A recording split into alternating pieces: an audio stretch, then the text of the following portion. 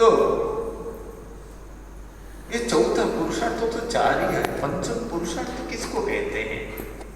तो गोस्वामी जी ने भरत जी के चरित्र वर्णन करते हुए कहते हैं, भरत जी अयोध्या से चलते हैं, चित्रकूट गंगा पार करते हैं।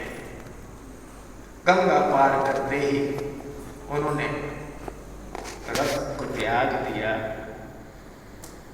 ठाकुर जी यहाँ तक रथ से आए थे, उसके बाद ठाकुर जी तो पैदल ही गए हैं।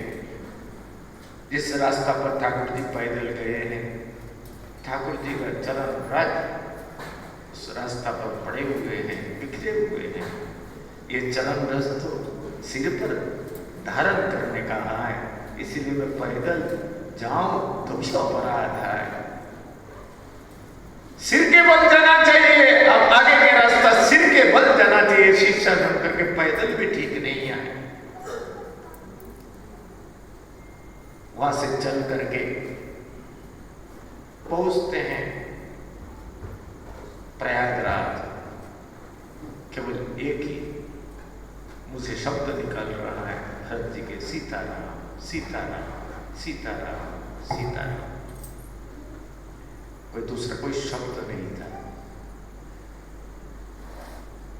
ठाकुर जी के चिंतन में इतने मस्त थे, पैर में फफूला पड़ा हुआ है, नंगा पैर, कोई परवाह नहीं, कोई परवाह नहीं। गंगा के दिव्य ब्रह्मद्रवा गंगा के उस जल को जब दर्शन किया, गदगद हो गए।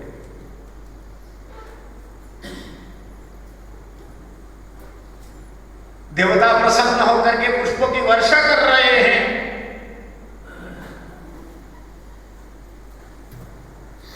आज प्रयागवासी धन्य हो गए, भरत जी बता रहे हैं। और भरत जी की महिमा, जब आश्रम में पहुंचते हैं, भरद्वाज आश्रम में, तो संकोच में पड़े हुए थे। मेरी मां ने ऐसे गलत काम किया, ठाकुर को जंगल में भेजा। मैं किस ढंग से ये दिव्य कर्मा इस महापुरुष को अपना मुंह को दिखाऊं? लज्जित थे। प्रसंग बहुत लंबा है, वो सब विषय में जाना नहीं। उस समय भरत जी की स्थिति को देख करके गुरुदेव भरद्वाज कहते हैं, भरत मैं तुम्हारी मनस्थिति को जानता हूं, पर दोष तुम्हारा नहीं है। ये तुम्हारा दोष नहीं है, तुम अपना को दोषी नहीं समझो।